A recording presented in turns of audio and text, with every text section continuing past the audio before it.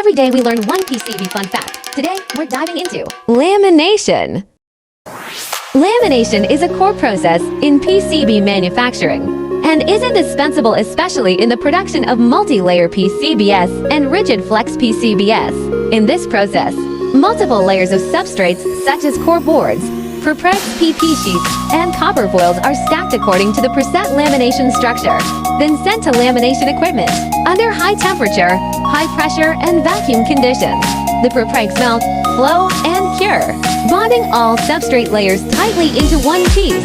The core functions of lamination are to ensure interlayer bonding strength, precisely control the thickness and flatness of PCBs, and reduce internal bubbles and warpage defects, laying the foundation for subsequent processes such as drilling and circuit fabrication. The precise control of its process parameters directly affects the interlayer alignment accuracy, mechanical properties, and electrical properties of multi-layer PCBs.